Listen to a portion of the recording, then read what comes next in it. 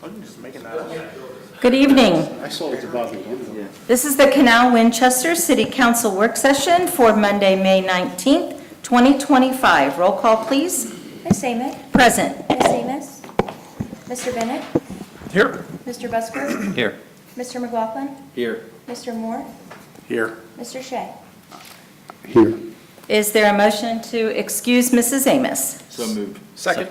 Motion made by Mr. McLaughlin, second by Mr. Bennett. Roll call, please. Mr. McLaughlin? Yes. Mr. Bennett? Yes. Mr. Busker? Yes. Mr. Moore? Yes. Mr. Shea? Yes. Ms. Amick? Yes.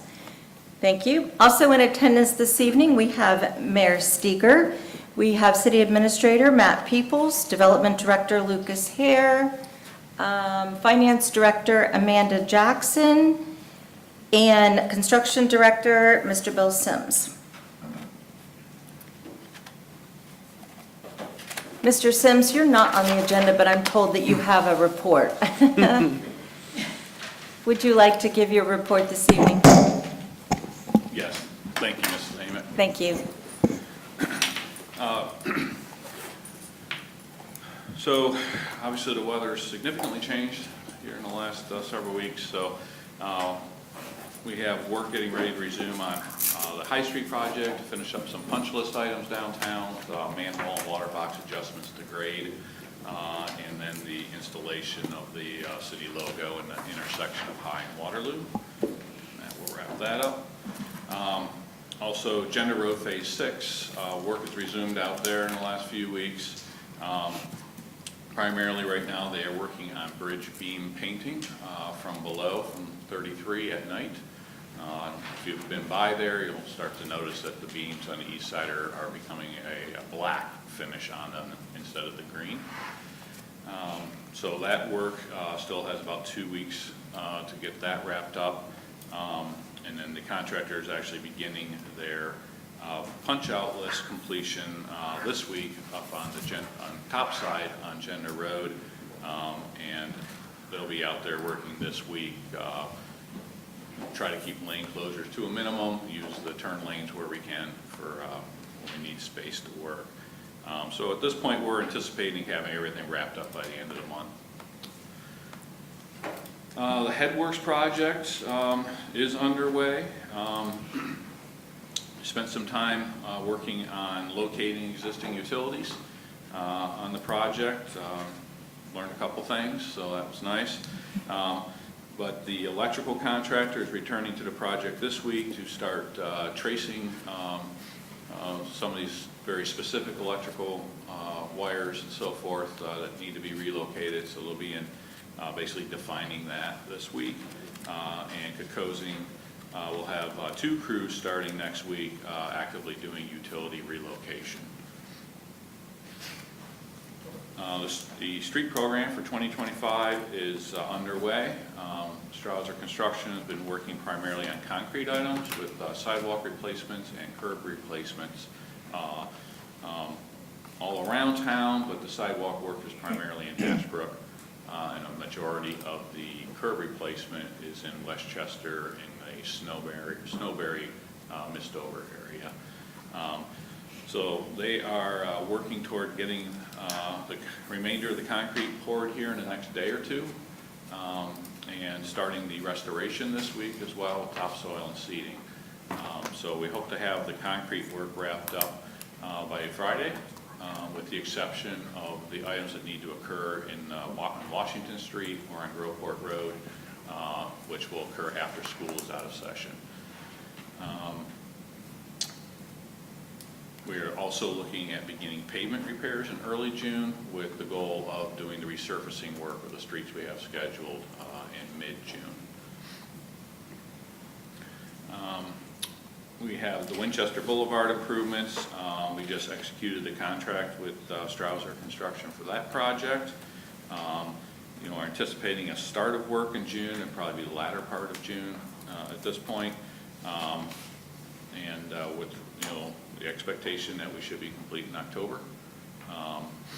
We have basically a 90-day closure of the existing pavement, so we can build the vast majority of the roundabout. During that 90 days, there will be, we temporary pavement built adjacent to the work to maintain traffic on Winchester Boulevard. That 90 days will also have the interruption of the access point by kind of scramblers coming out of Winchester Square as part of that as well. So I've sent kind of a location map to all the businesses in Winchester Square, you know, just identifying where the closure is and where all the open access points are in the other parts of the shopping center. Greengate Boulevard, the extension from Diley Road to the Greengate subdivision.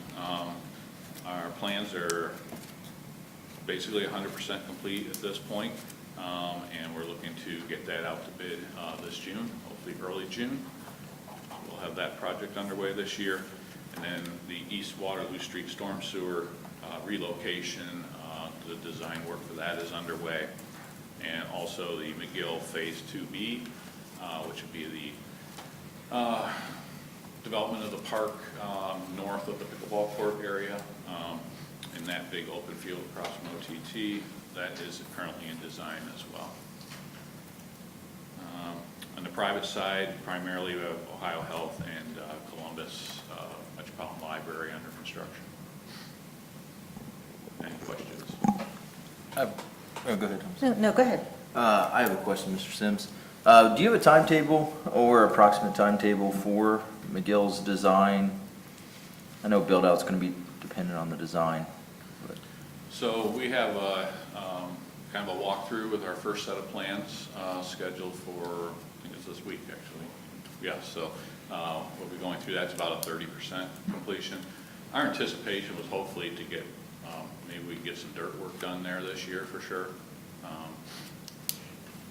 I don't have a specific bidding schedule at this point. Okay, thank you. I don't recall what activities are planned for that area, or are you not sure yet? So that phase will include a shelter building with restrooms attached. There will be area in close vicinity to that is children's playground area, and also kind of more of a family games kind of area. You're looking at things like cornhole, bocce, gaga pit, things like that scenario. And then also multi-purpose fields.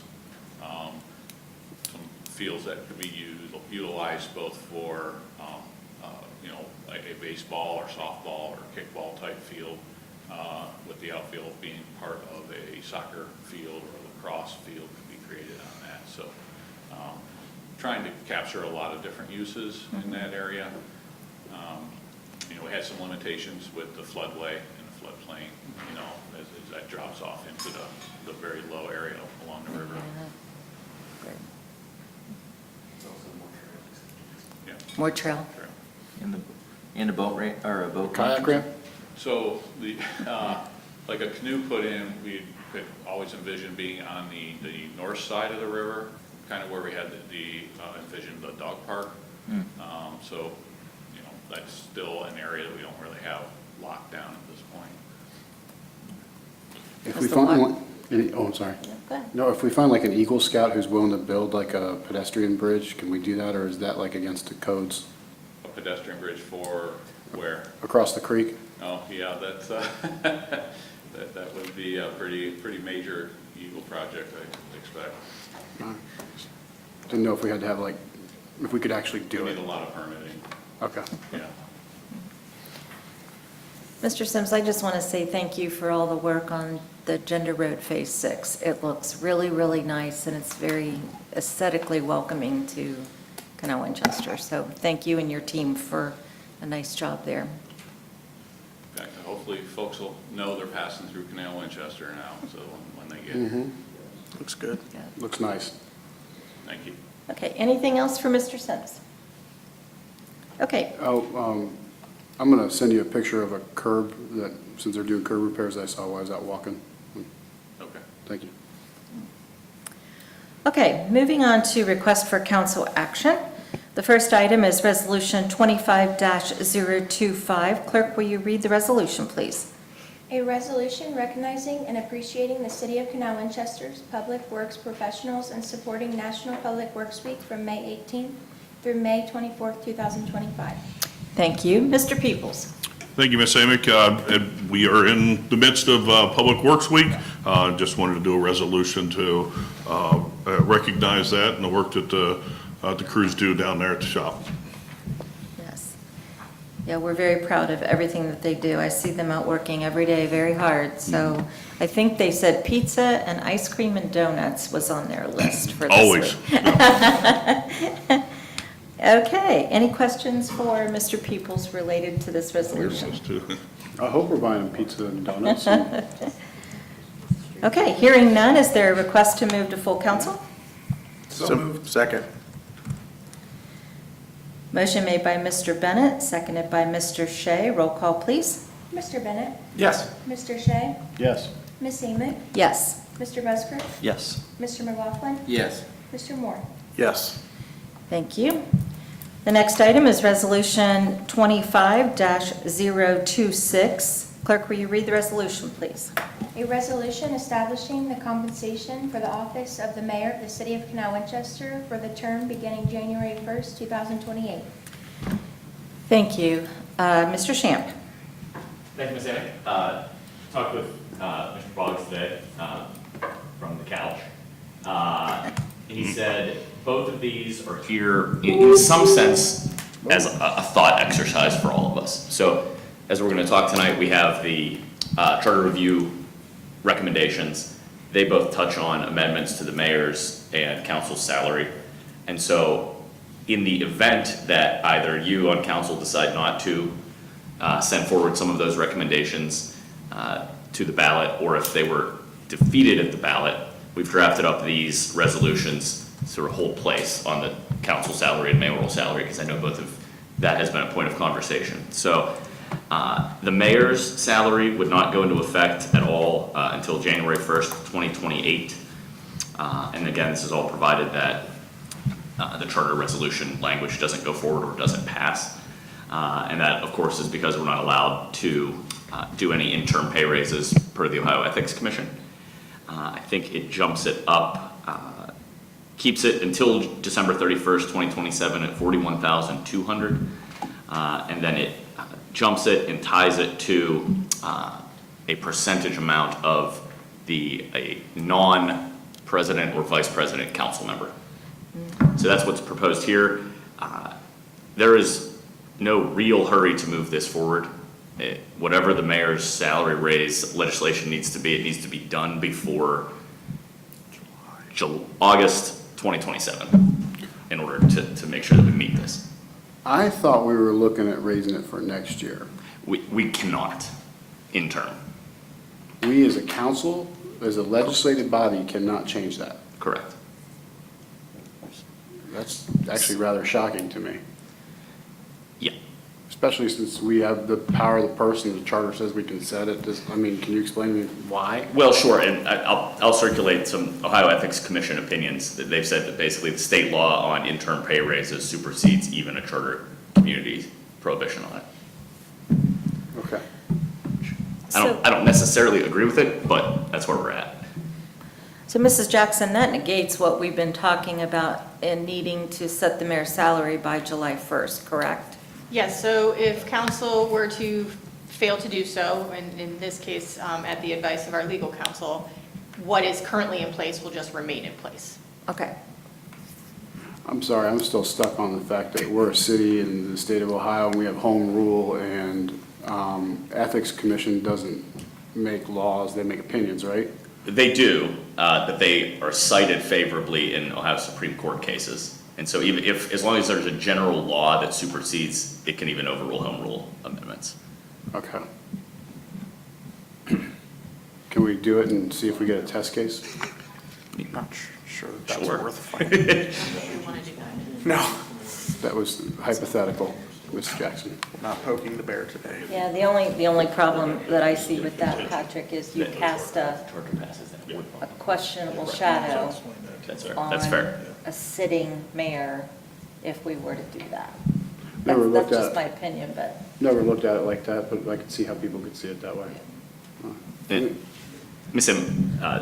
City Administrator and the Mayor raised a fair point. If the charter amendment goes through, as proposed or tweaked by you, then we can pass some legislation in December that would comport our charter with that raise. So this is almost a stopgap in the event that the mayor's salary on the charter amendments wouldn't go through. Okay, so we can circle back on this then after the November election? Correct. Okay. That's right, because it'll go into effect in December, and then the mayor, then with a charter amendment in place that has those, that range in place, you can enact legislation. Okay, so what do we do with this piece of legislation in the meantime? What are our options? It's a placeholder. You could postpone it, you could read it, you could decide not to move it forward at this time. Any one of those would be fine. Let's just leave it where it is, take no action. Just postpone it? And we can postpone to an indefinite date? Well, in theory, yes. Yeah, you can. Do we need to state that we're going to postpone it until after the November election? Or the November? That would be fine, although, I mean, I would say this is, even if you do it after the November election, it won't go into effect until January of '28. So you may not even want to take action on it at that point. Okay, I think it seems the cleanest way would be to just let it die in work session. Okay. Not advance it to council Yeah. because this would be a different, this would be a different piece of legislation if the charter passes, if council approves the charter amendments and it passes, it won't even be this legislation. It would be something completely different. so if we let it die, we just simply would not move it to full council, and then it falls off right away, or in a certain number of days, or? I think we'll just fall off. Generally, right Yeah, away. we'll just Okay. fall it off if it doesn't go forward. Okay, Yep. all right. Any other questions around this item?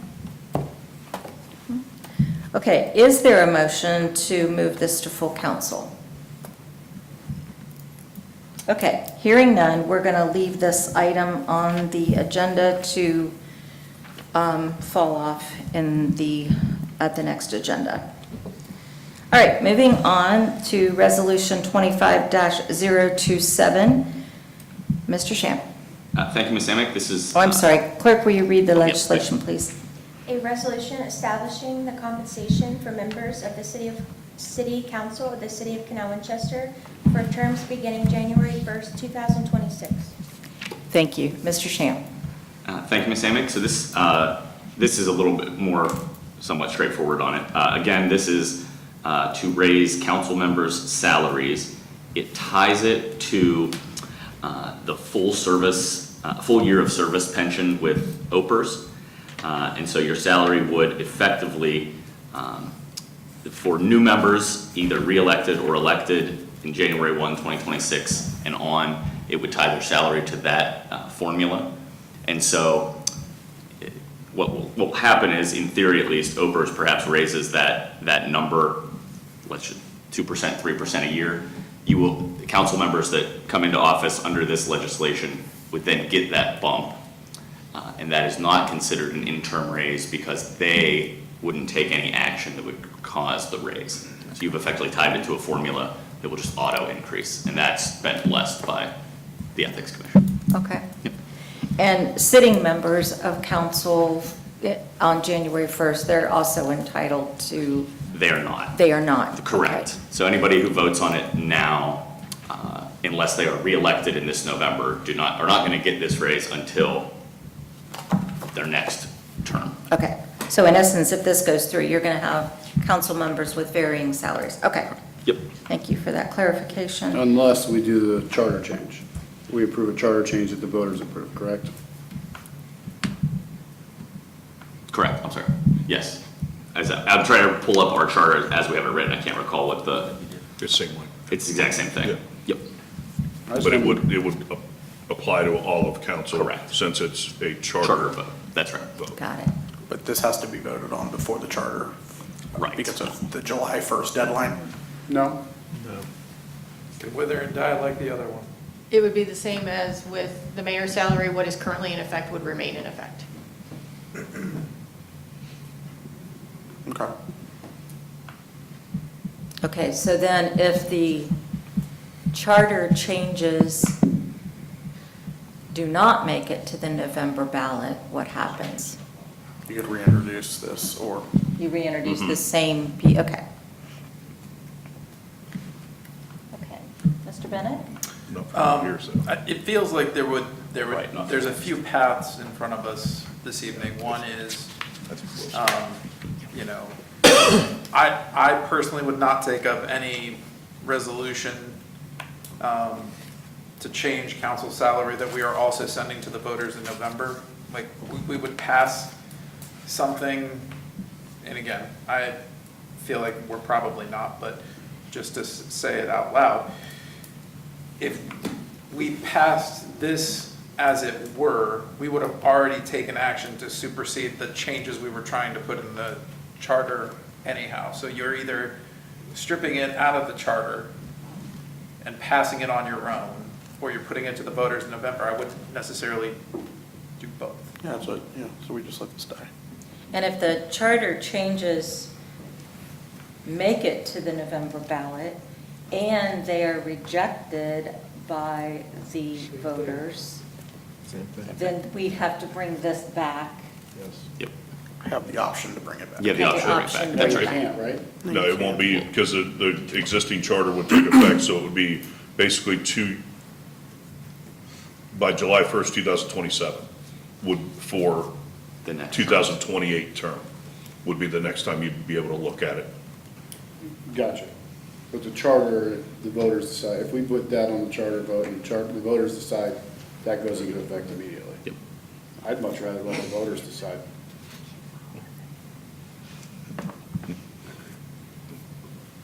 Okay.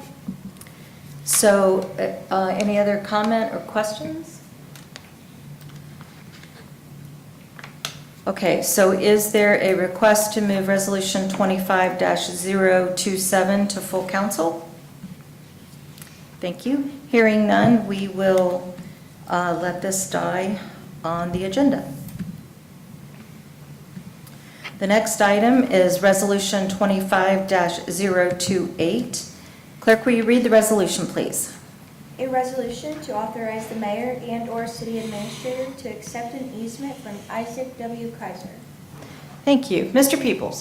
Thank you, Ms. Amick. Joe Taylor's been working with Mr. Kaiser over on Clinton Street. This was part of a water line project that, with one of the new houses over there, they extended the water main. Mr. Isaac has agreed to provide an easement across the front of there, and this is just accepting that easement.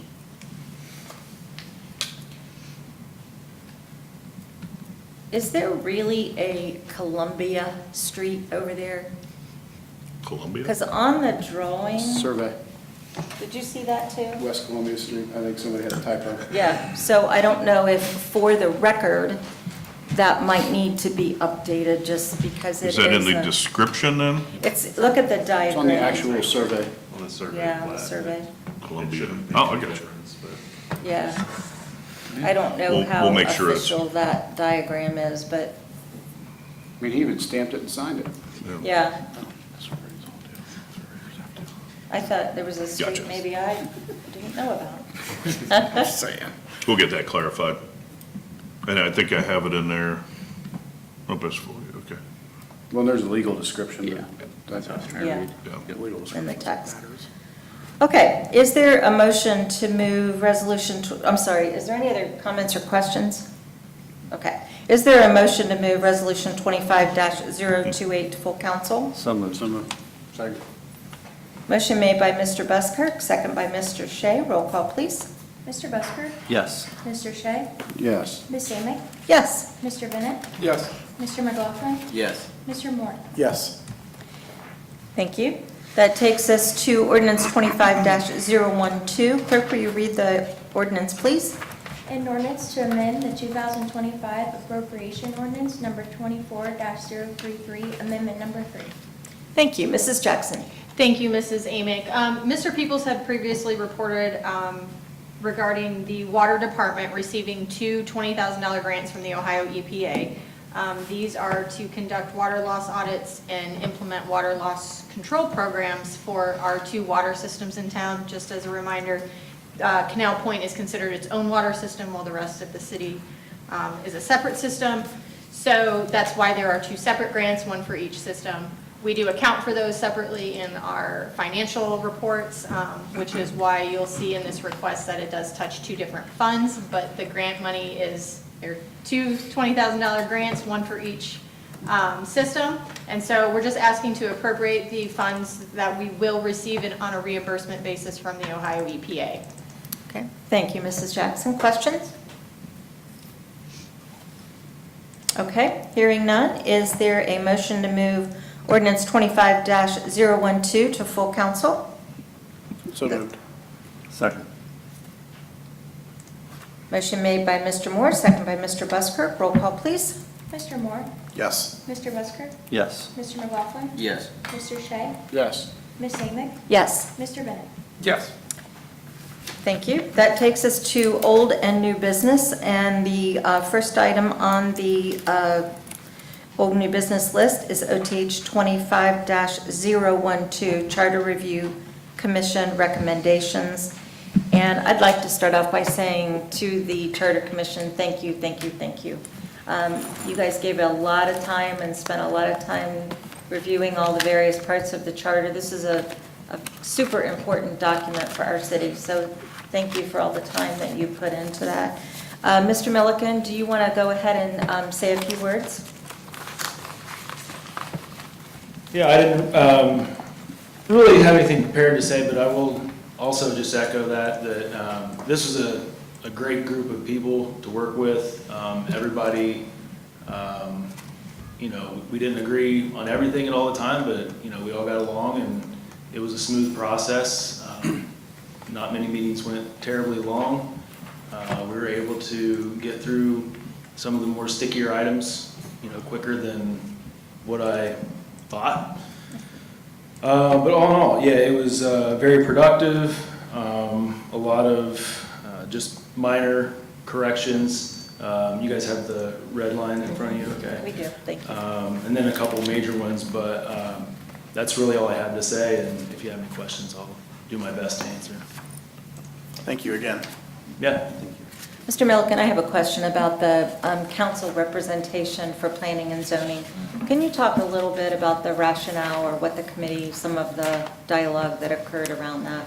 Yeah, so if my memory serves me correctly, this was something that is being done in other communities that we wanted to mirror.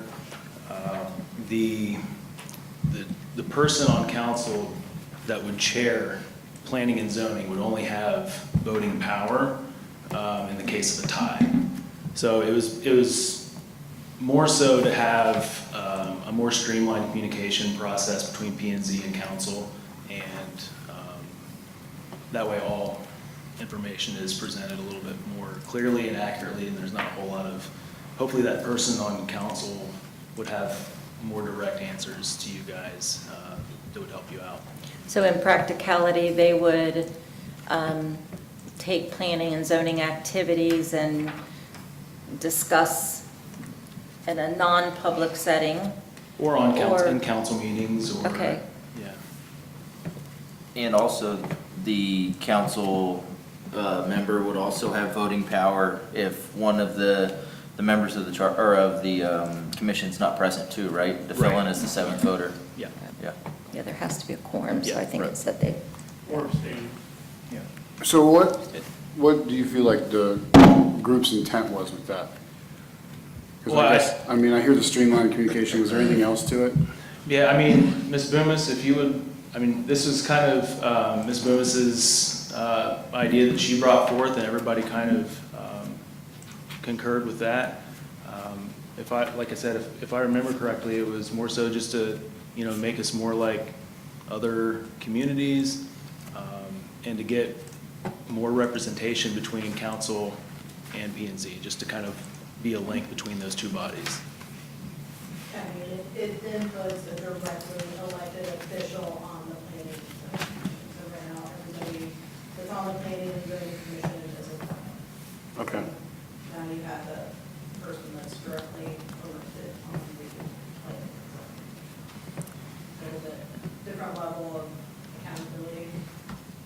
Yeah, and different level of trust from the public, right? I mean, you guys put us here, so it is. Mr. Shamp, I have a quick question. When we go through this and we say, we like this, we don't like this, when our residents vote on it, is it one change at a time or is it all a blanket? We're in the process of figuring that out behind the scenes. This is where we don't have to do it tonight. I've seen it done both ways. In Hilliard a few years ago, they had 35 questions. It'd be great if it wasn't that, but if we can't all get to a place where there's a fair bit, I'd say more than half of this is what I would call it. No brainer? Not even, it's like not substantive in any way. We could sort of lump all of those together. We can figure out how to parcel it out, however you guys like. I was just curious, and I didn't mean to interrupt you, but I just wanted to see where this road was going. Yep. Yeah, I kind of like the idea. There's not a ton of changes, but there are some I'm like, oh beans, and then there's others I'm like, So I like the idea of figuring out how to parse them in a way that makes more sense when you vote on the individual items, so. Yeah, we didn't really talk too much about how, I mean, it's not really our place even to recommend you one way or other how you want it to present it to the voters. I happen to like what Mr. Shamp said about, getting the important details, the clarifying language, the tweaking of languages and things like that, getting all those together because, they're not as drastic, getting those taken care of together. I have one, I'm sorry, I have one more question about the mayoral salary discussion, and it's a big topic, and you just heard the, the resolution and how that conversation went. Was there any additional, insight that you can provide from some of the conversation around that? Because I'll be honest, I have a split personality on this particular issue because you didn't change the responsibilities of the mayor. And so the mayor is the executive in charge. If we have civil unrest, if we have a natural disaster, if we have some, terrific event, the mayor is at the helm of the ship and is ultimately responsible for all things, right? But then my other shoulder personality says, but the salary that is being proposed is commensurate with what is appropriate and being used in other municipalities, some smaller, some larger. Honestly, they're kind of all over the board. So can you maybe share a little bit about, did you at all talk about the level of responsibility in the mayor's strong form of government and how the salary aligns to that? Because nowhere, I've heard people talk about the mayor's a part-time job. Well, it doesn't say that on any document I've ever looked at. So can you talk a little bit about any conversation around that? Yeah, all that conversation was had, it was mostly like you said, though. Comparing us to other communities. Okay. We had a presentation on, what a strong mayor government is and what the different options were and what those different responsibilities entailed. And went over, like I said, all the different communities, how they're set up, how their mayors are paid. I kind of went into this process personally thinking that part of that discussion would be much deeper and much more broad and longer lasting, and honestly it really wasn't. The actual salary itself was the main talking point. Mm-hmm. Is that accurate? Yeah, we all agreed that the mayor salary now is too low, that the mayor is grossly underpaid for the amount of responsibility that position has within the city.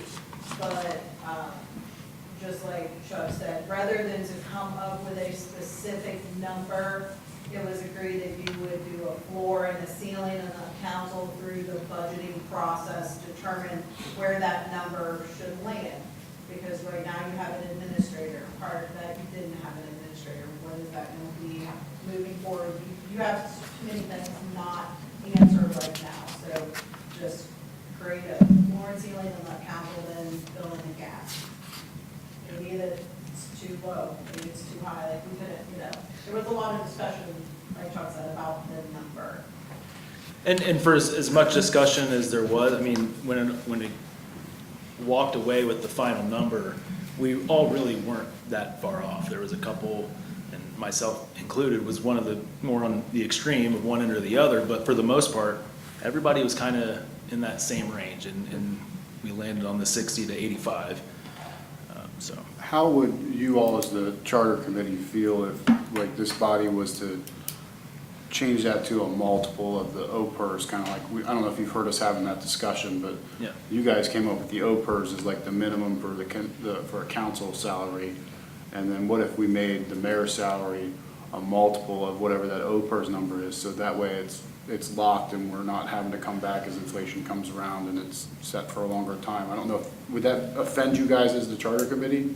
I don't think so, no. I mean, it's I think a benefit too that we changed it in recent history that, you know, we do the charter review every 5 years instead of 10 years. So that kind of, in my opinion, alleviates a little bit of that at least. And I think, and I don't want to put words in your mouth, but it sounds like the biggest thing was everybody was in agreement that it's too low, so. Yeah. We were trying to depoliticize it. I Yeah. know as you're up there voting, it's hard to give yourself a raise and recognize all the hard work that you do. So we're trying to not make it such a political issue and to build that into the system, a way to automatically get raises and to, you know, move up and escalate salaries. So. And I think there was some discussion too around like setting it to the median household income of the community or some level of that, but, and there was also discussion too about, you know, you set it too high and you get somebody that wants to, you know, make this their full-time job, and, you know, it is a full-time job, but at the same time, you want the motives to be in the right place, right?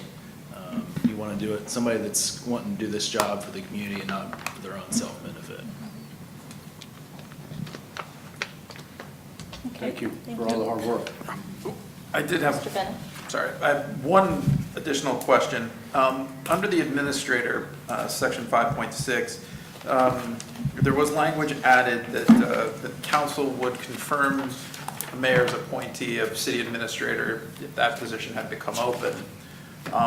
As I was looking through probably some of the same documentation that was probably reviewed with the Charter Review Commission, it looks like some cities actually say that the removal of administrator also requires a council confirmation or a council vote. Was there any discussion on removal of an administrator, if it was left solely to the mayor, or if council should be consulted, or? I don't recall that, no, I don't think we discussed that at all. Mr. Bennett, as I was told that if we ever didn't want to have that position, we would simply be allowed to defund it by a majority vote, was what council explained to me. He's asking if, he's trying I'm to just say. saying, like, let's say you get another mayor elected who decides they want to appoint a different city administrator. We can approve that appointment, but what happens if we don't agree with the firing of the current, like you could stop the appointment of the next by stopping the firing of the current. That's a touchy one in my mind, because now you're getting into the separation of different powers, right? Like an executive should be able to fire whoever the hell they want. So it's a confirmation. It's just confirmation. Okay, I mean, It's basically, you know, It provides stability. it's kind of the same checks and balances you're adding on the front end, you're adding on the back end kind of as well. And I'm only asking because I saw a lot of other cities are doing something similar that was in that, well, I shouldn't say a lot. I saw where other cities had that as a stipulation to that, you know, both offices, both branches of government would need to agree that this city administrator is really not serving the city before making that change. I mean, because you could let someone go, right? Well, okay, so we let someone go, we're going to appoint someone new. Well, we get to approve the appointment. Well, we could have just stopped all of that by having us confirm the removal of the previous position. Right? Like, we could all agree, maybe there is a point in time where the city administrator isn't working in the behest of the city, it needs to be removed. But do we want that to be one individual's choice? Does the, It's a question. Again, merely a question to be considered. how does the HR handbook talk about the firing process of a city employee? Well, the at-will employees of the mayor are different than the, I'll call it regular employees. So let's talk So- specifically about the city administrator. So, And it's an at-will employee, can be removed at any time for any reason by the Without mayor. cause? Without cause, Okay. absolutely. Says it in the charter, actually. And also, all directors are on that as well. As was Even Mr. Shea. probably a third of our staff with fiduciary responsibilities, and there's a little bit of protection for some of those in the handbook, but our superintendents, managers, assistant directors, that type of thing are all at-will employees. so there's really no checks and balances. I don't like the color of shoes you wore today. You're out. Okay. Matt I always thought checks. Ms. Jackson's shoes were pretty. Oh, they are pretty. We're easily distracted, Mrs. Jackson. No, we don't have to do anything tonight, we're just having a discussion. Yeah. Correct. Yep. Yeah. Yeah, I'm a little uncomfortable about that. I would agree. I agree. Yeah. And then when we get down to define classified, unclassified service or employees, maybe that's a Mr. Peoples question.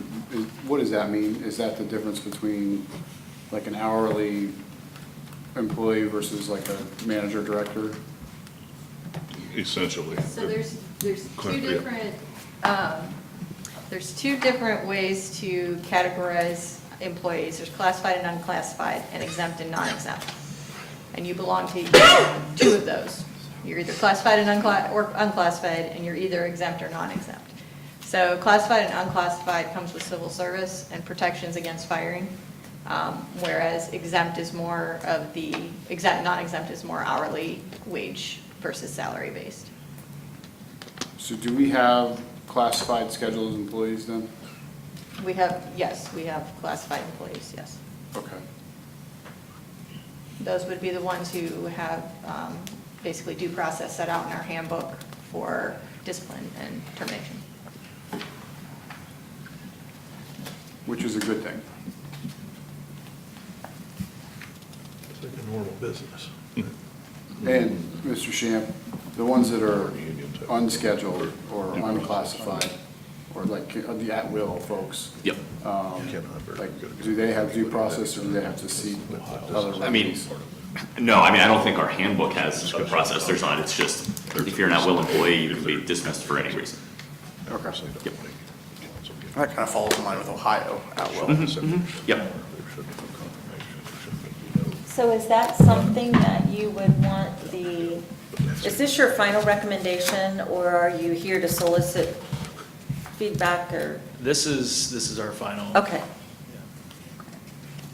Except for maybe the adjustment of the mayor's salary to say a percentage of OPERS. You guys said you might adjust that or no?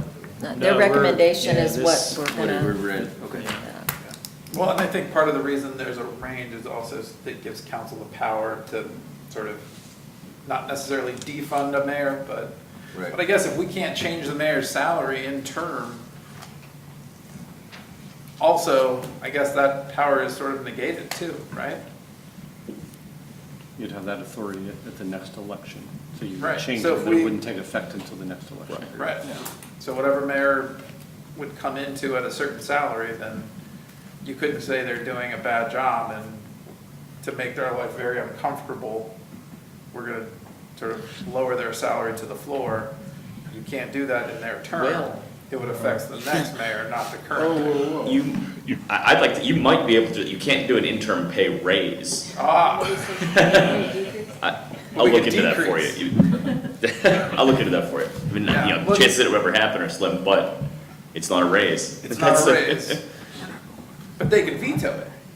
I think at least in this, we have it Gone. out of, So it's out, the mayor does not mayor veto. can't do it. Okay. Quick Quick question, this doesn't all have to be decided tonight, correct? This is something that we're gonna No, no, talk we can- about a little bit, digest, and then, I mean, when does this have to be decided to get on the ballot? What, Mr. Shamp and I discussed this timeline, especially given that you take the second meeting in July off.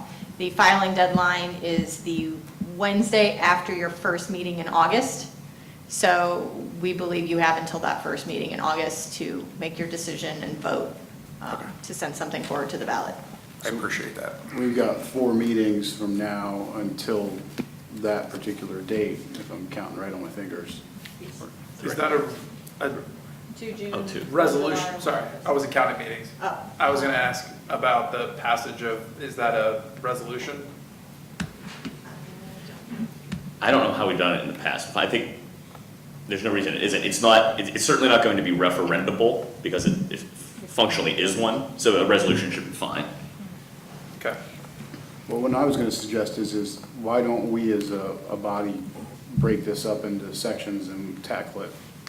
This at one meeting, this at another meeting, and just maybe if whoever would, chairperson wants to take that, or something like that, way we've just got a plan to attack this as we go through the next 4 meetings. Can I piggyback on that? Sure. Could we start with a, maybe a logical grouping of, these are the 5 things that aren't, I don't want to say aren't important, but these are the 5 things that are controversial or questionable, or Probably group together the. group those together. And then the verbiage ones that changes. are, then we can dissect those one by one. Would that make sense to do that, so that we don't, or do you want to discuss Oh. every change in detail? No, I'm fine with that. I'm Okay. sure that, staff and council could clear that, like, sort those out real quick, right? So Ms. Jackson who- and I were talking, there is a 5th Monday in June that is 4th of July week. 4th of July is on Friday, just a heads up.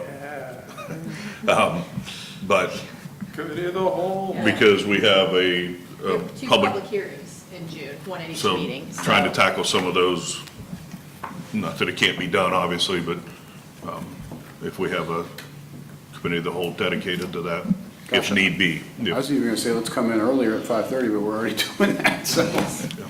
So is that possible that with the help of members of the Charter Commission, you could sort of group the ones that are less worthy of conversation versus these are the ones that we see are going to require lots of conversation, so that we can maybe move through that process a little faster? Is that? Yeah, and I was just gonna say, I could clarify it for you real quick. There's really maybe 3, 4 topics that were really thicker, chewier, meatier subjects. The salaries were one, the P and Z position was another, and then the filling permanent or temporary vacancies for the mayor. That one was kind of, it wasn't more controversial, just more kind of figuring out logistically how that all works. And you all had counsel like there too, just to make sure we were staying between the lines? Legal counsel. Yeah. Yes, yeah, those guys, yes. Yeah, Mr. Shamp was extremely helpful. I couldn't have done it without him, for sure. Thank you, Mr. Shan. What about, circle back for just a second, what about, is it noteworthy to make another bullet, the firing of the city administrator and directors? So that would actually be 4, I like the word you chose, meatier subjects. The mayor's salary, the P and Z, the approval of firing of the admin or Expand the directors, scope of that? and then the filling vacancies. We just expanded the scope of that. We went from the city administrator to the directors. Well, because they're all at-will employees, and so the mayor could say, Amanda, I don't like your shoes today, you're out, and there's no checks and balances. They're having a lot of Supreme Court cases about stuff like this right now. I mean, it's something we can talk about. Yeah. Peel it out and we'll talk about it, and Okay. then we may not change a thing, or may not ask that anything be changed. What else? The other parts of the red lines, I personally, I was like, okay, okay. Well, a lot of it's just first. Yeah, it's in your packet tonight, yeah. Okay. No. Anything else for Mr. Milliken or Ms. Boomis or Mr. Karshner? Just a big thank you for Yeah. Thank you all. Yeah. You're welcome. chewing through this thing. Yeah, it was good times. And like I said, we went over the planning of the schedule, like your council schedule from day one. And so we all tried to get this done as soon as possible, just in case anything happened, and you guys had plenty of time to discuss it. So. We appreciate it. Yeah, and we're all available for any other questions at any time, obviously. So. I mean, this is the document that governs our city, so thank you. Yep. Appreciate it. Great job. Okay, any other new business to add to the list this evening? Okay, hearing none, is there a motion to adjourn? So moved. Second. Motion made by Mr. Buskirk, second by Mr. McLaughlin. Roll call, please. Mr. Busker? Yes. Mr. McLaughlin? Yes. Mr. Moore? Yes. Mr. Shea? Yes. Ms. Amick? Yes, Mr. Bennett? Yes. thank you. Timeout 6:51. Council will begin promptly at 7 PM. Thanks, guys.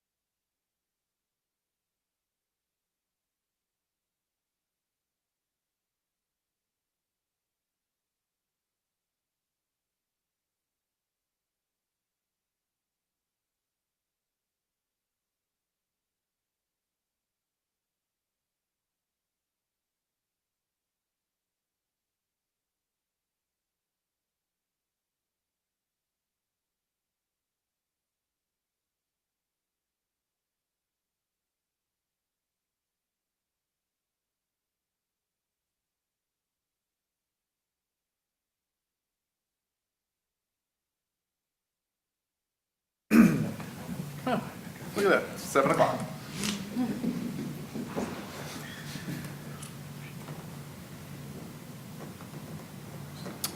Yeah, just one more tap. All right. Good evening, everyone. This is a call to order for the Canal Winchester City Council meeting for May 19th, 2025. First item of business is roll call. Pledge of Allegiance, and is led by the chair. I pledge allegiance to the flag of the United States of America and to the republic for which it stands, one nation, under God, indivisible, with liberty and justice for all. Now, roll call. Ms. Amick? Present. Ms. Amos? Mr. Bennett? Yeah, here. Mr. Busker? Here. Mr. McLaughlin?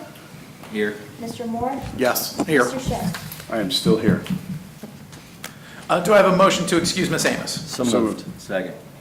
Motion made by Mr. Shea, second by Mr. McLaughlin. Roll call. Mr. Shea? Yes. Mr. McLaughlin? Yes. Mr. Moore? Yes.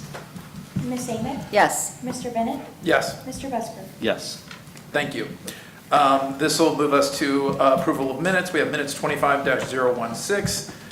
These are the minutes from the May 5th public hearing. Do I have a motion to approve? So moved. Second. Motion made by Mr. Busker, second by Mr. Moore. Any discussion? Hearing none, roll call. Mr. Busker? Yes. Mr. Moore? Yes. Mr. Shea? Yes. Ms. Amick? Yes. Mr. Bennett? Yes. Mr. McLaughlin? Yes. Thank you. Next, we have minutes 25-017. These are the May 5th minutes from the City Council work session. Do I have a motion to approve? So moved. Second. This is going to be fun. Motion by Mr. Busker, second by Mr. Moore. Any discussion? Roll call. Mr. Busker? Yes. Mr. Moore? Yes. Mr. Shea? Yes. Ms. Amick? Yes. Mr. Bennett? Yes. Mr. McLaughlin? Yes. Perfect. Now we'll try and hit for the cycle. We have minutes 25-018, the May 5th, 2025 City Council meeting minutes. Do I have a motion to approve? So moved. Second. Motion by Mr. Buskirk, I'm not taking anyone else, and Mr. Moore, second. Any discussion? Roll call. It's a Mr. little- Busker? Yes. Mr. Moore? Yes. Mr. Shea? Yes. Ms. Amick? Yes. Mr. Bennett? Yes, Mr. McLaughlin? Yes. thank you. We will move to communications and petitions. We have communication 25-013. This is the Madison Township fire statistics for April 2025. The other item from Madison Township is communication 25-014. This is the Madison Township police statistics from April 2025. Also joining us this evening, we have Chief Boyd from Madison Township. Mr. Boyd, or Chief Boyd, I don't know if you have anything you would like to add. If not, we do appreciate your service and we appreciate you joining us this evening. I do have just one quick thing. Sure, that'd be great. Thank you. What I have as mayor and staff and council. The only business that I have to talk about is the invitation for fire and police that was forwarded to us for the touch truck. It really turned out to be a good thing. We had a young officer attended and he just kept talking about it. He was really impressed. So I just wanted to say on behalf of fire and police both, thank you. Appreciate that. Okay? Thank you. Thank you for joining us. Yes. Thank you, Appreciate Chief it. Boyd. See you, Mayor. All right.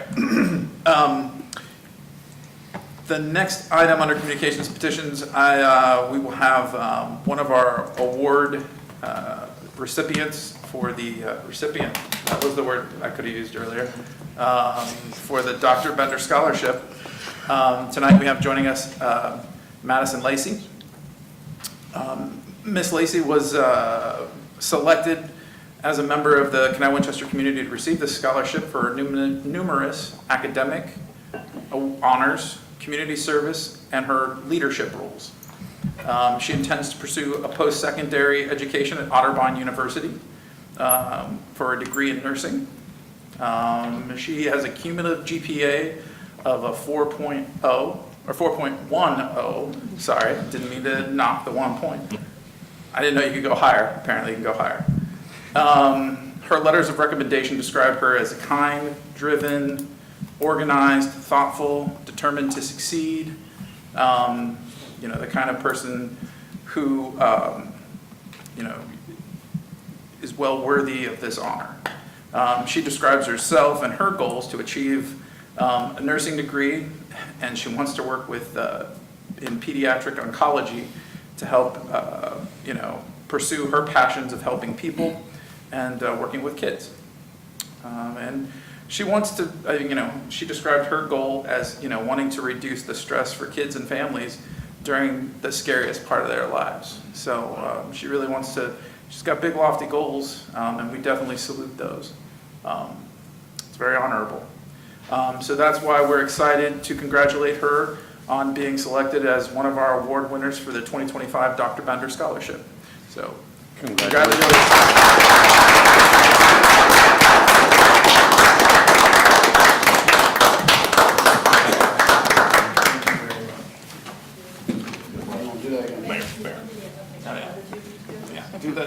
Do the thing.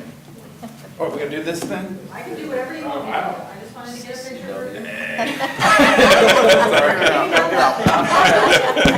No photo bombing. All right, 1, 2, 3. Perfect. Congratulations. Nice to see you. Mayor, you want to do You want to get mom up here? We'll do one more. Well, I was saying let her mom get a picture of the two of you because she was waiting.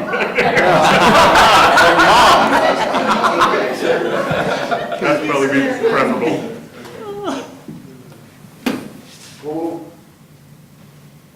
Thanks. Thank you. Thank you. All right. I didn't know if you took it out of it. Okay. Well, it's not often we get to do fun stuff like that, so congratulations again. Certainly a deserving student within our community.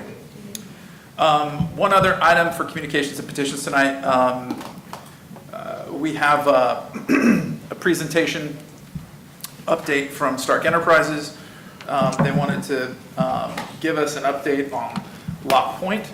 And so I would invite Mr. Kulik up to kind of offer his presentation this evening. Thank you for being here. Yeah. Also. Thank you very much. Just wanted to give a brief presentation just on some of the changes we made based on some preliminary feedback we heard 2 weeks ago. So just a couple major and minor changes. So the first one we talked about was the vinyl versus cementitious siding. We have decided to switch to all cementitious siding, so there will no longer be vinyl. So the neighborhood will consist of a mixture of horizontal siding and then vertical board and batten, but all will be the hardy board or cementitious material. Included in that, although not required by code, we have opted to keep the shutters, crosshead, and masonry water table. I feel this adds an additional element that will make the neighborhood just look nicer. Second, we have decided to remove the deviation we had for the front porches. So the code calls for 7x10 front porches. We originally had listed 5x8. We will now go to 7x10. Rear patios will vary between 7x10 and 6.5x11, just depending on unit type. So that deviation is removed, and that's reflected in the new text. And then lastly, the roof pitches. Code calls for 612 roof pitches. We have removed the 412 roof pitch we originally presented. So as you can see here, this is a 612 roof pitch shown here. One thing I'd like to point out, and I guess this is kind of open up for discussion, is that one of the reasons we went with the 412 roof pitch is that we feel for this building type and our product type is that the 612 roof pitch, the massing is a little bit, there's a lot of roof there. So I've kind of highlighted a couple numbers here. So if you look here, the yellow number is, you've got 11 feet of roof, and the orange number is you've got 10 feet of actual building. So over half of your actual massing of the building is roof. In our opinion, we do not feel that this looks aesthetically pleasing. We will do that if that appeases council. However, we would like to propose sorry, this is just another 612 roof pitch. We would like to propose a 512 roof pitch. So what I'm going to kind of do here is I'm going to flip back and forth between 512 and 612. So what you see on the screen here is 512, and then here is 612. So you can kind of see the difference in roofs, you know. Can you do that? Okay. Yep. And I'm just going to kind of flip back and forth. Just tell me when to stop and be quiet. What's the actual footage? Like, what's the difference in feet? Hold on one sec. So there is a difference, so I'd have to look up, I can't remember it off the top of my head, but between the 412 and the 612, there's a 3'9", 3'9" difference. I see. That's So, the, okay, yeah, the that's green the- is the difference Yes, between the two. yes. Thank you. For the 512 and the versus the 412, there would probably be maybe 1.5 foot. I'm just kind of throwing a number out there. Matt, ask a question? I spoke to Mr. Moore about your project, Yeah. and he had indicated that you were coming today with this. But one of the things that he had said as a suggestion to you that I thought was a really good idea that I don't see here is the parallel roof lines to give it the offset. Is there a reason why you didn't heed Mr. Moore's suggestion? So one of the reasons we did not do that, and it's Because I was tough the to- guy that called it a barracks, because it still looks like a barracks. So this is something that's not depicted in these elevations here because it's tough to say which buildings are going to have it. A lot of these buildings are going to have foundation steps. So for example, if you look at that top building there could be between the 2 units on the left and the 2 units on the right, there could be an 8-inch foundation step in that, kind of right in the middle there, which is going to give you that appearance of different roof heights. I'm hoping that's going to make sense, and I can provide more material if needed. So there actually is going to be a variation in roof articulation. It's difficult to depict on just sample elevations. The reason that there's foundation steps is just because of the topography of the site. So hopefully that answers your question. Like I said, it's tough to show on these elevations, but there will be some difference in roof heights. It went right over my head. Okay.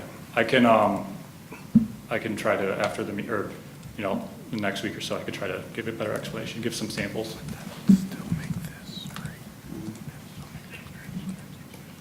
Okay.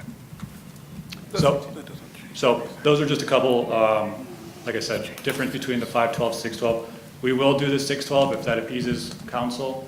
We personally believe that 512 looks better. And here is just the elevations again.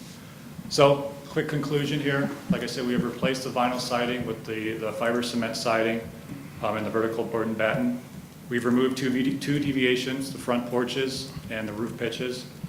And we believe that these modifications show our willingness to work with city staff and commitment to providing a quality product in Canal, Winchester. I'd also like to add that going back to, September, October, we've really complied with almost every single request from Planning Commission, from Lucas and Andrew.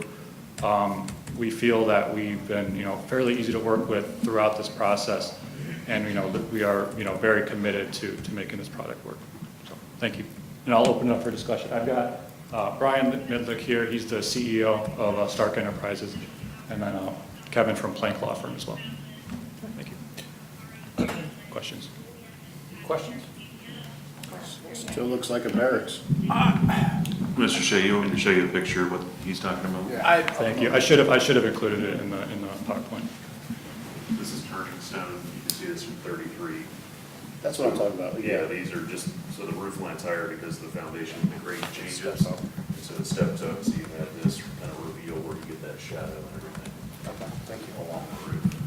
So, in those step lines, how many of the buildings would have that sort of? Right now, Every building, we have that step line, so we never have a sort of flat roof across? I can't say every building. I'd have to go back and look more closely at the preliminary grading plan.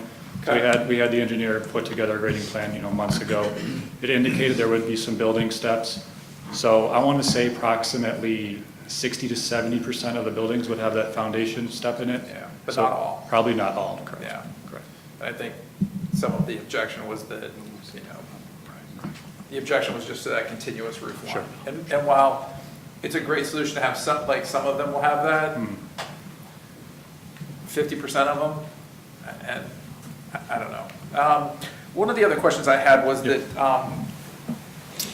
can you speak to me about the number of 3-bedroom units versus 2-bedroom units versus 1-bedroom unit? Yeah, so we should not have any 1-bedrooms anymore. Previous plan, we had 1-bedrooms. So we do have 3 bedrooms. That works best for our pro forma to include, the 2 and 3 bedrooms.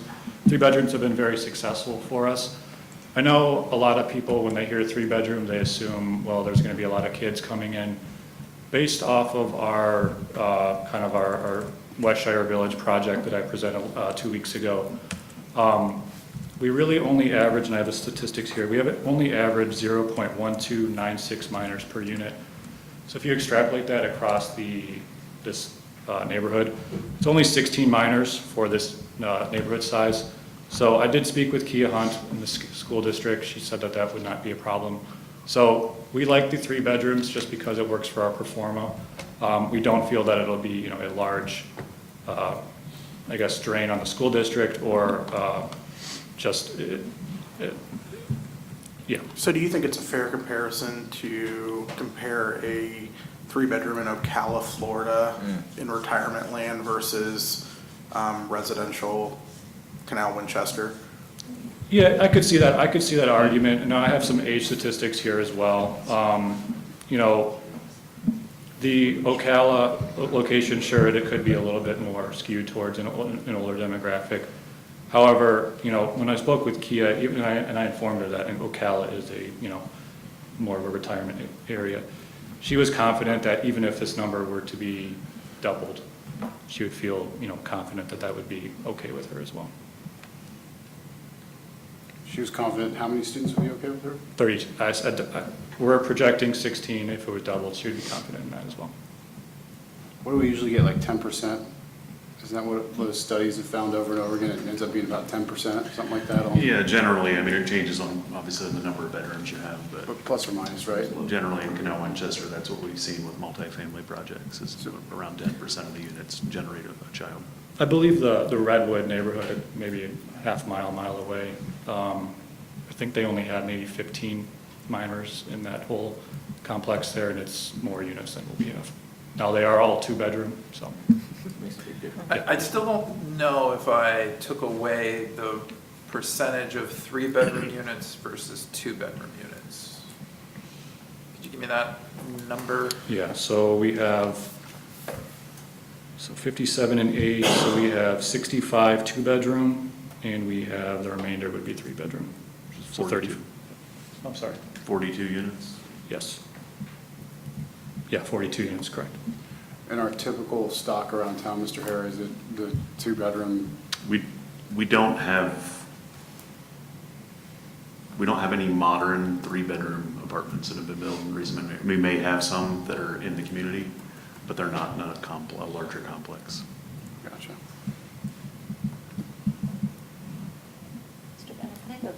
Can I go back just for a second on the pitch question? Yeah. So, Yeah.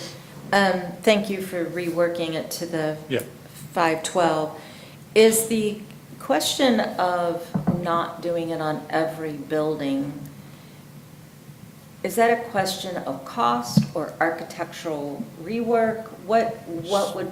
So let me specify. So we will do the 612 or 512, I guess, depending on how this, we will do that on every building. The difference, I guess, in elevations, is that what you're talking about? Yeah, that's what I'm asking. So, no, that is simply based on topography. So the way, when speaking to the engineer, this site needs to be laid out to be FHA compliant. So meaning your There you go. Here it comes, boys and girls. So meaning your streets need to be 5% or less, your driveway need to be 5% or less, and then you need to have 2% less cross slope. So based on basically having to make this site essentially flat, you're going to have some building steps in your buildings, in your foundations.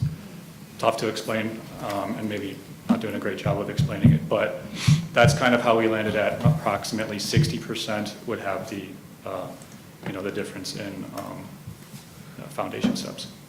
Thank you. Yep. Can you explain why FHA compliant is necessary? So I'm not an FHA guru, we have FHA consultants, but my understanding is that when you have anything greater than 3 units, all buildings need to be FHA compliant. So if we were to do all duplex units in this neighborhood, the site would not need to be FHA compliant. If we were to do all 3-unit buildings, they would not need to be compliant. Anytime you get into 4 and up, it needs to be FHA compliant. And that could be for a couple reasons. That could be for funding, but also there is basically prevent a lawsuit as well.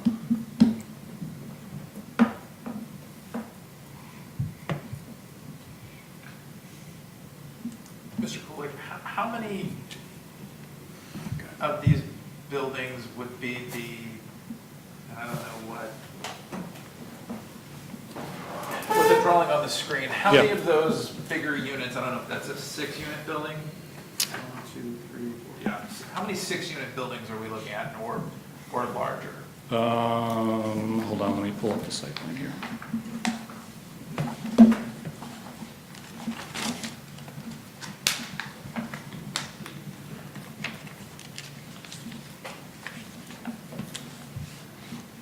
I do. I think you might. Can I grab it? Sure, yeah, take your time. Sorry.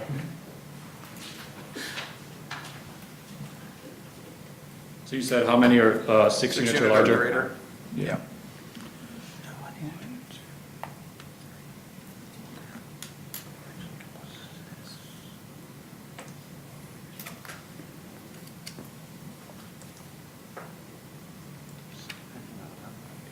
Eight. Out of how many buildings? Sorry. No, you're okay. I should know this off the top of my head. I'm gonna say 25. Okay. Yeah. Will you have any About a third. income limits or income requirements on these facilities? Yes, there is income requirements to rent with us. And I believe, Brian, you could chime in. I thought I talked to Cassie about this briefly. I want to say it is 3 times. Go ahead. Yeah, typically 3 times the monthly rent is your monthly income. So that's what we usually look for. This isn't affordable. There's no, low-income housing. This is all market rate housing. Everybody has to meet qualifications. We're very strict about this because we end up having to evict tenants who aren't making their rent payments and things like that. So, we make sure that, our tenants are well qualified. We have pretty strict requirements on that. I got a couple notes here. Our 2 bedrooms, right now, our pro forma, we have $2,250 for our 2 bedrooms, and 3 bedrooms are $2,500 a month. It's a nice rent. Yep.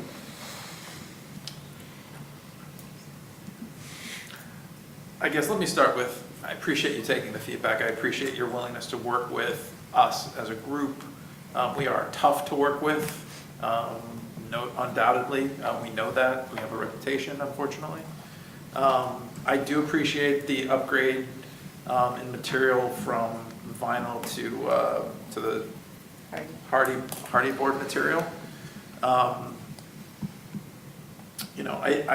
guess I don't, again, as a non-architectural professional, I do agree that less roof, the roof being taller than the house is kind of out of balance visually. So I can get behind why, a 612 versus a 512 or a 412 would be your recommendation. It is kind of maybe gross, especially when you stack all those one next to the other.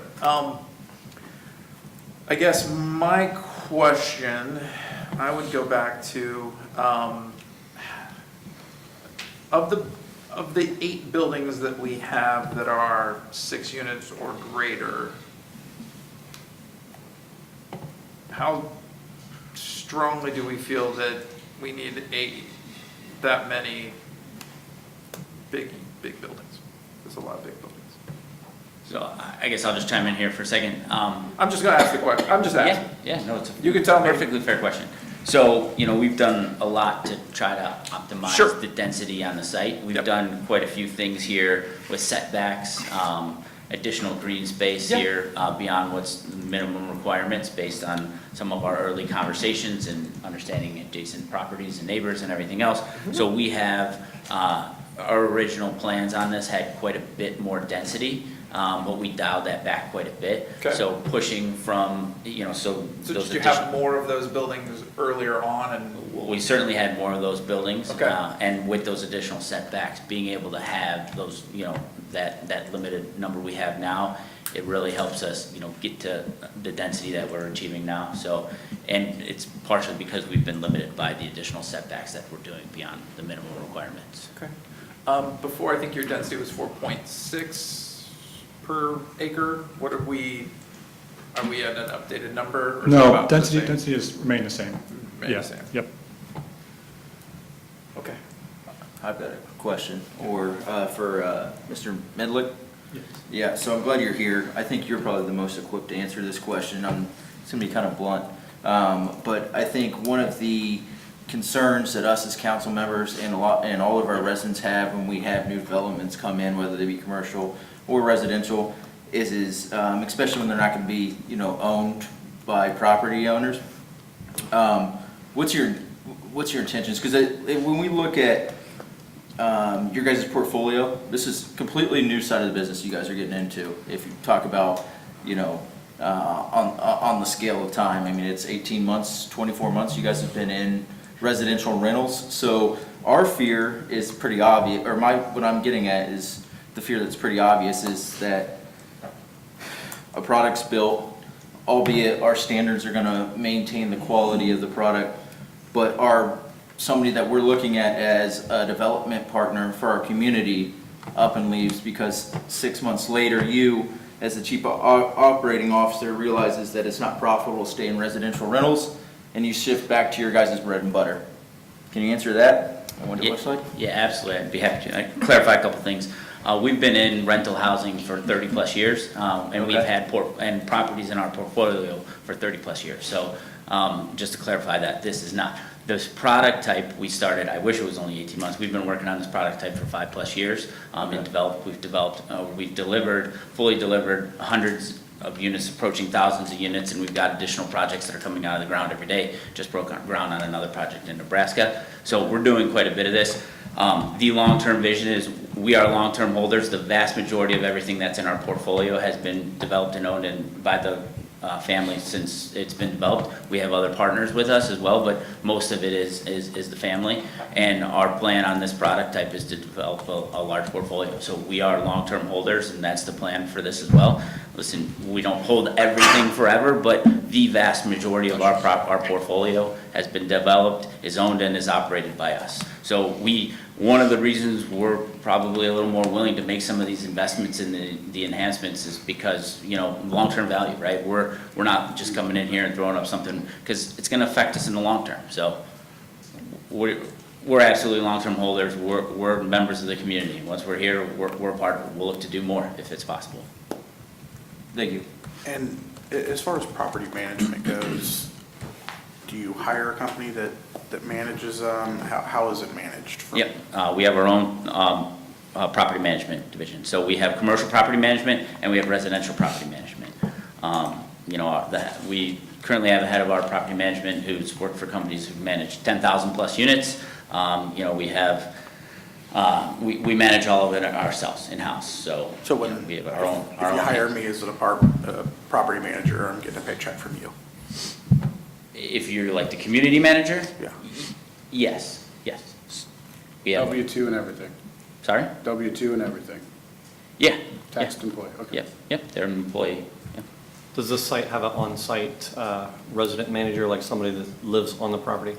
Lives on, maybe not, but we'll have a community manager, we'll have leasing team, we'll have maintenance team. Yep. Is there anything you can do about the long buildings? Can you break them up a little bit? We've tried as much as we can. Like I mentioned with some of the setbacks and additional things we've done, that pushes that density down. It is, it is a blessing and a curse of the product type, right? Being able to have an attached 2-car garage that these residents can use, a front door you can walk in and a back door you can walk out. A function of that is you kind of end up with longer buildings, right? You can do truly detached, single-family product, but that type of product is where you're gonna see people flipping that into, for sale or different, short-term rentals and other things. This product type is intended to be built as a horizontal apartment community rather than a vertical apartment community. Okay, and I got a letter today from Mrs. Biggins, who lives next door. She had some comments about the tree line. She's concerned that the comments you made at the last meeting might have been a bit inaccurate because most of the tree line is on her property and she doesn't feel like it's getting enough screening. She's invited me out to look at it. I haven't had time to go out yet, but that was some concern that I received from your neighbor. You said that most of the trees are on her property, is that what you said? That's what she was saying, yes. I don't know, I haven't been out there. I'm just Yeah. relaying the concerns that are being sent to me. Well, we certainly won't be touching trees on her property. I Yeah, would and- assume not. Yeah, one thing, as part of the final development plan, we need to do a tree study, so that'll be evaluated in the next steps. Is there We more? we don't intend to knock any of those down. I have one additional question about the siding. I know you did change that from the vinyl to the hardy board. Is there any area of that along the bottom that would be a natural stone, brick, or something to offset that, and what's that percentage? That's correct, so that's what the masonry water table is. It is going to be 1'8" above grade, so 1'8" will be the So stone. less than 2 feet of the building would be. Will it be a complete ramp now? Will it be on the sides as well, or will it just be on the front of the building? Front, and then partially wrapped around the sides. Not full side, but partially. And then it's on the rear of the Hill Road frontage Yes, building. yes, thank you. Yeah. So the units facing Hill Road that are most visible, they will have it in the rear. So mostly the residents who will see the backs of the buildings will be residents who are in the community. All right. So what percentage of your service area is going to be covered with vinyl and what's going to be covered with cement board? No vinyl. No vinyl? No vinyl. This is all be, 100% hardy board. Well, 100% plus the water table. Of stone. Yes, yeah. Stone hardy board, no vinyl. All right. And do I That's a good understand correctly? improvement. There's 4 colors introduced into this development? 4 Yeah, I different believe so, and we can, Yeah, there's an exhibit that shows kind of the color schemes and Yeah. which buildings have which color schemes.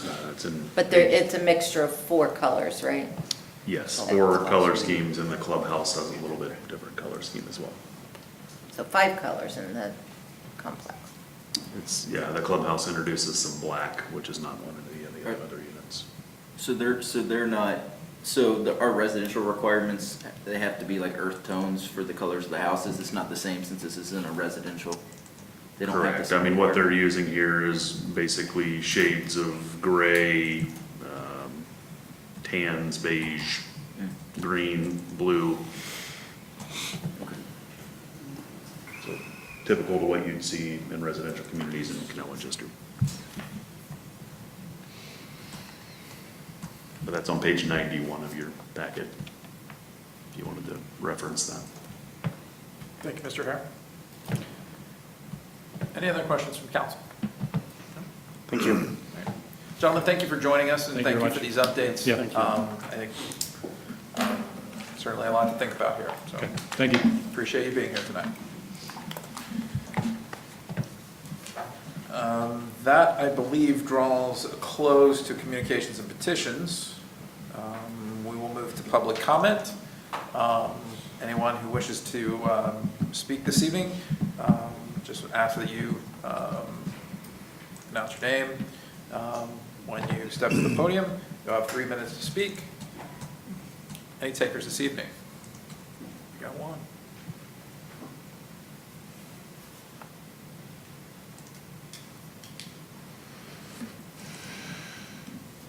Still have to announce your name even if I can identify you individually.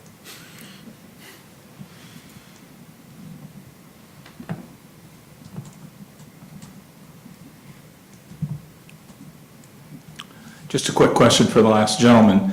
Will there be, He didn't even announce. you his started, name. He just wanted you to say your name. Jim Boneline, I'm sorry, Jim Boneline, 6320 Rossmore Lane. I was going to finish with that. Anyway, will there be sidewalks in this neighborhood? Yes. There'll be sidewalks on one side of the road, I believe, is what was presented. Yes. And throughout the community. And how wide will the sidewalks Won't be? be 6 foot. Have to be 6 foot? They won't. It won't be. They never are 6 feet. Well, will it be more than 3? I just noticed a couple going down the street the other day in our neighborhood. They have to step And- inside. Yeah, and they couldn't even walk together. They had 2 strollers and they had to walk front to back.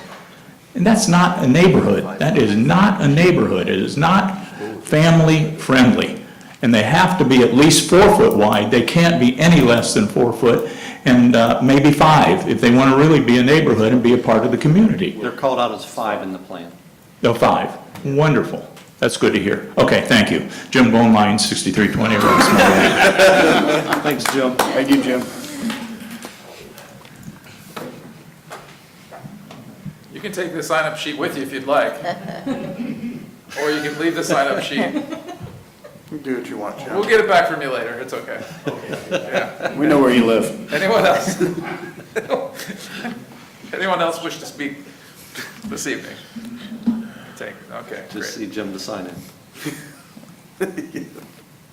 Thank you, everyone. We'll move to reports of city officials and staff. We'll lead off with the mayor's report. Mayor Steger.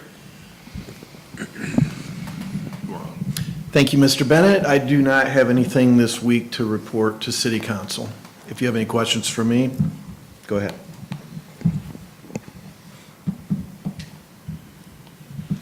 Any questions for council? Okay, we'll move right along to city administrator's report. Mr. Peoples. Thank you, Mr. Bennett. Just one update from my written report. The flock cameras, we have 9 cameras live and 2 of them are installing, and that was as of Thursday of last week. So Sergeant Strawn has said that they're taking a look at them, not Sergeant Strawn and the Sheriff's Department. Yeah. It says right there. You're pointing to the name. He said that they are in their system and working. I'm not sure if Deputy Franklin has any update on those. That's what Sergeant Strong said. He just wanted to let you guys know that about the flock cameras, and he said you should have the staff report ready for it. That was all you had to do. Sorry, I didn't mean to steal your thunder. You're good. Yeah, so that'll dovetail right into the Fairfield County Sheriff's report. Sounds like that was the presentation. Any questions for the Deputy Franklin? Sarge told me to ask you a question. Yeah. He said you might have some examples of how they've already started to help you. The flock cameras? Yes, sir. Yeah, so there's a site for it. It's in our cruisers on the MDT, and there's an app on the phone you can even have if you're in law enforcement. But, so yeah, if there's say a stolen car or somebody running from the police or anything of that nature, anybody runs through them, captures the plate, and it alerts us in the cruiser. Like, so if it's on Diley Road, and say I'm sitting on Gender, and I know that they're heading this way, it's hugely functional in apprehending and knowing where suspects are within Fairfield and Franklin County. So, and even if it hits something that hits in Columbus somewhere and they're heading this way, we already know that they're heading that way. So we'll be able to intercept them, make a traffic stop, and hopefully make an arrest. Very cool. Yeah. It's a great update. It is. Thank you. Great. All right. Thank you, Deputy Franklin. Law Director, Mr. Champ. Thank you, Mr. Bennett. Nothing to report. Is Mr. Boggs okay? He's okay. He's okay. He got his stitches out today. He didn't want to join us in the shorts Progress. again. Yeah. Okay. Any questions for Mr. Champ? All right. Finance Director, Ms. Jackson. Thank you, Mr. Bennett. Just a couple of items I wanted to touch on this evening. You may recall that we typically give out 2 Dr. Bender scholarships each year. One of the recipients was unable to attend this evening due to another commitment at the school for seniors. So they will be attending your June 2nd meeting for their presentation. The pool is scheduled to open this Friday. I say scheduled because the weather is not looking so great, and we do have a minimum temperature for us to open the pool. So please be patient with us if Mother Nature does not cooperate. But yes, Friday through Memorial Day weekend, we are planning to be open. And then finally, for the appropriation amendment this evening, I am requesting that we waive second and third reading. The vendor who will be working on the grant project is very eager to get started, so. Ms. Jackson, then we're just waiving the second and third There's reading, no need for an no emergency. emergency. Thank you. Any questions from council? Ms. Jackson, just out Yes. of simple curiosity, how long does it take to get the reimbursable funds? Is that like a lengthy process, or does it happen? It's not usually lengthy, it all depends on how long the project itself takes. Okay. Because we have to, usually there's a final report we have to provide, we have to show proof that we paid, so it can be lengthy depending on some of those factors. But it's upon completion of the But project? it's upon Okay. completion, yes. Thank you. Okay. Development Director report, Mr. Hare. Thank you, Mr. Bennett. Just a couple updates. We've got a project at Waterloo and High. You may have saw they stripped the stucco off the rear of that building. That was one that we funded through the Old Town Building Renovation Program through the CWICC. That was one of the projects from last fall, and then we just awarded 3 additional projects this spring. So you'll see those coming. One's at the Winchester Farm Exchange, the former drive-through window on Chase Bank. That's going to be a walk-up window, so they can provide service out of that walk-up window. The old Napa building will have a new sign. So they renovated all the exterior in a multi-tenant building, a new sign in front of that building.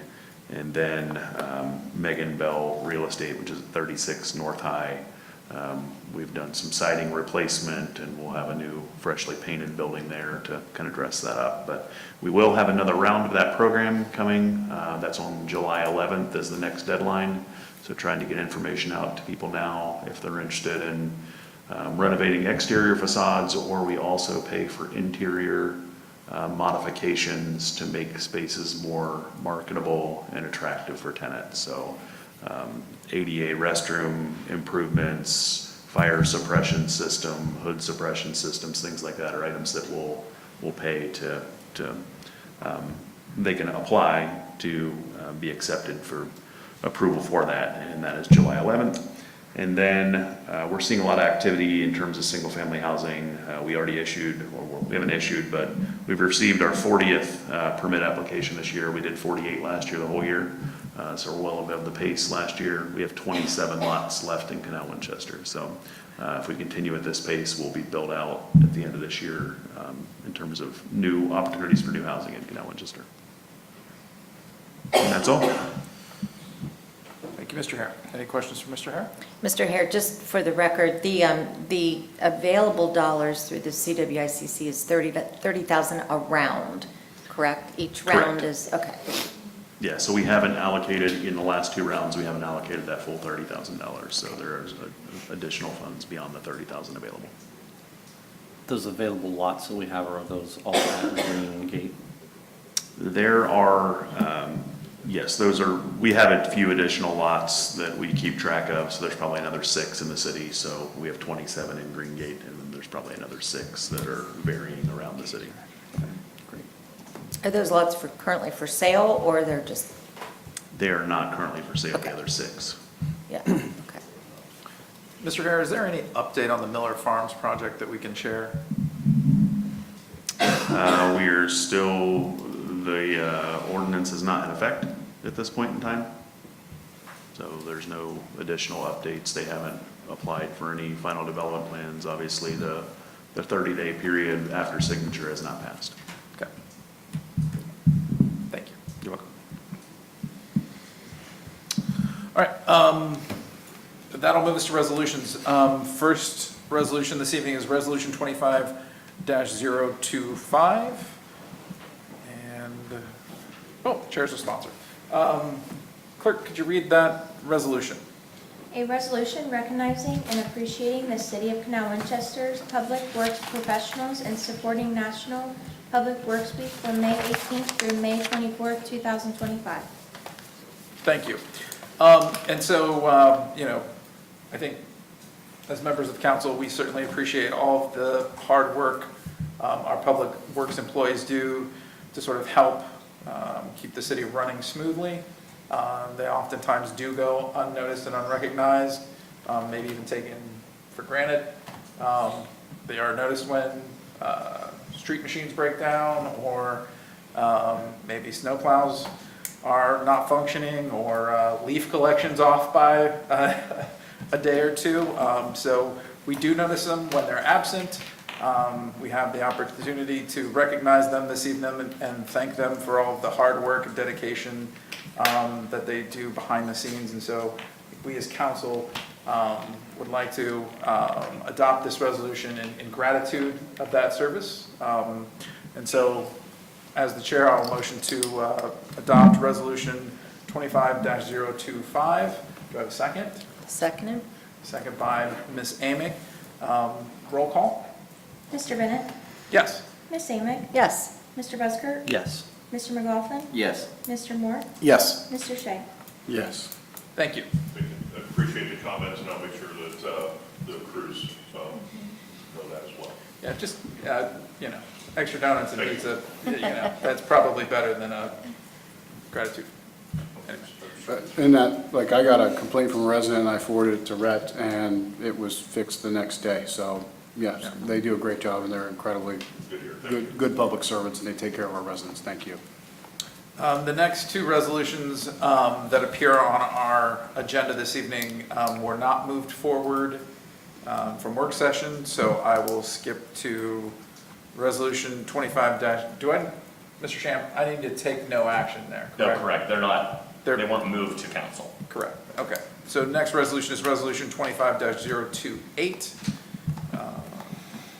Chair, could you read that,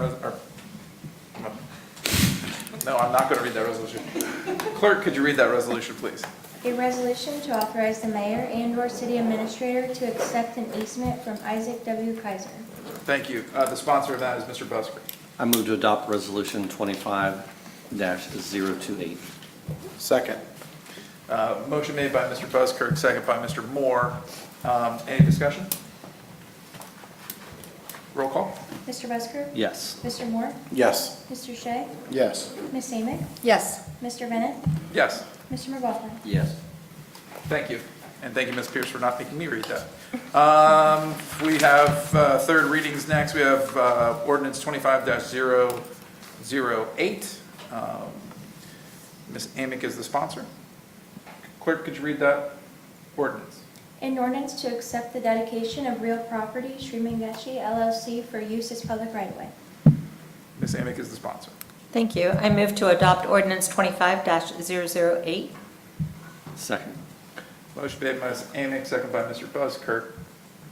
Any discussion? Roll call? Ms. Amick? Yes. Mr. Busker? Yes. Mr. McLaughlin? Yes. Mr. Moore? Yes. Mr. Shea? Yes. Mr. Bennett? Yes. Thank you. Our final ordinance for third reading this evening is ordinance 25-009. Clerk, could you read that ordinance as well?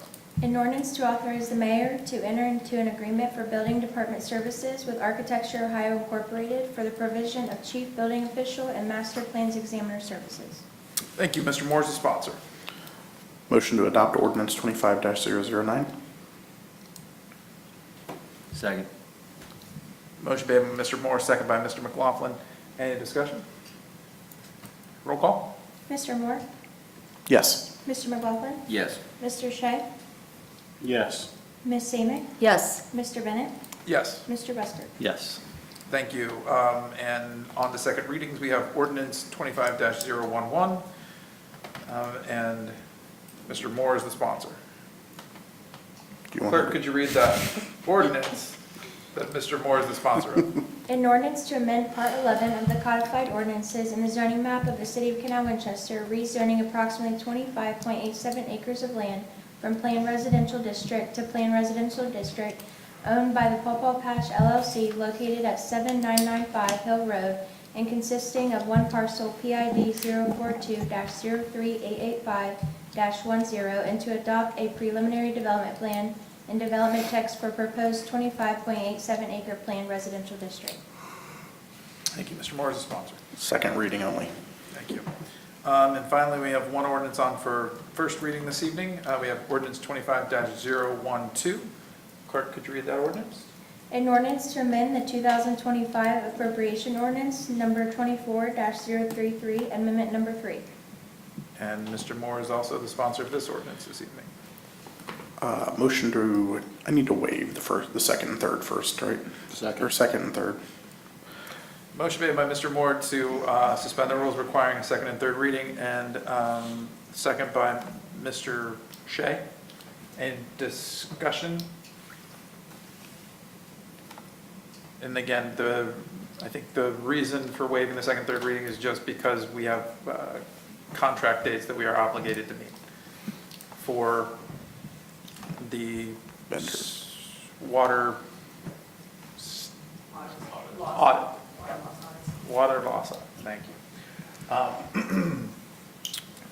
Roll call? Mr. Moore? Yes. Mr. Shea? Yes. Ms. Amick? Yes. Mr. Bennett? Yes. Mr. Busker? Yes. Mr. McLaughlin? Yes. Thank you. Motion to adopt ordinance 25-012. Second. Motion made by Mr. Moore to adopt, second by Mr. Shea. Any discussion? Roll call? Mr. Moore? Yes. Mr. Shea? Yes. Ms. Amick? Yes. Mr. Bennett? Yes. Mr. Busker? Yes. Mr. McLaughlin? Yes. Excellent. That'll bring us to council reports. We have a public hearing scheduled for Monday, June 2nd at 5:30. Then council and a work session will follow that, with work session beginning at 6 and full council scheduled to begin at 7. Our next June council work session meeting date will be June 16th with work session at 6 and full council at 7. Also included in our packet is the 2025 Council Connect meeting dates through the end of the year. We have our next Council Connect on Wednesday from 6:30 to 7:30. I believe Mr. Moore and Mr. Shea discussed earlier, there will be the council representatives. One and a half of us. That evening. And I do not know if there's another member of council that has signed that. But if anyone wishes to be a third body, you can check in with those two gentlemen if no one else is assigned. Mr. Bennett, could you remind me the public hearings? I think we have a couple of them coming up. Which one is this for? What project is this for? The public hearing on June 2nd. Kroger? Kroger. Okay, thank you. Thank you, Ms. Pierce. And Mr. Shea. Then we'll move to sort of committee reports. CW Human Services, Mr. Shea. Yes, well, my email just lost its cookie, so let me go to my backup. The Human Services is gearing up for this year's Tools for Schools program. Collection boxes will be going out the week of June the 2nd. Community support is crucial to helping local students start the school year prepared and confident. For a list of collection sites and more information, please visit the Human Services website at cwhumanservices.org or our Facebook page. Thank you to all of our community for continuing to support all the important initiatives, but this one especially. Signed, Aletha Mullins, making a difference, one connection at a time. Thank you, Mr. Shea. CW ICC, Ms. Amick. Thank you. I have nothing new to report. The next meeting will be on July 30th at 11:30 here in council chambers. CWJRD, Mr. Moore. Nothing new to report. We did just have our meeting last Thursday. Registrations are closed on most sports right now. A few are getting ready to open. Do want to remind everybody that July 16th is our summer party, which will be our second annual. So we'll have some bounce houses, food trucks, touch a truck, sheriffs out there. So it should be a really good turnout. Okay, thank you. Destination Canal Winchester, Mr. Busker. I just want to say this was a great weekend in Canal, Winchester. It started off with music in the park on Friday night, and I did want to say thank you to the city staff for everything you did to pull off the Touch a Truck. The kids' events out there were great. I know I brought my granddaughter down, and we enjoyed the evening. She's 4, and she even loved listening to the music. And then we returned on Saturday afternoon for the art stroll. And another great event to walk around our community and visit our shops. So appreciate all the things that went into this weekend. And the next thing that we have coming up is the Summer Sundays. That will start on May 25th from 4 to 7. And then our Summer Farmers Market will start Saturday, May 31st from 9 to noon. And if you're like me and you need a little assistance remembering all those dates, you can always download the CW app. It was very helpful this weekend. Yes. All right. Thank you, Mr. Busker.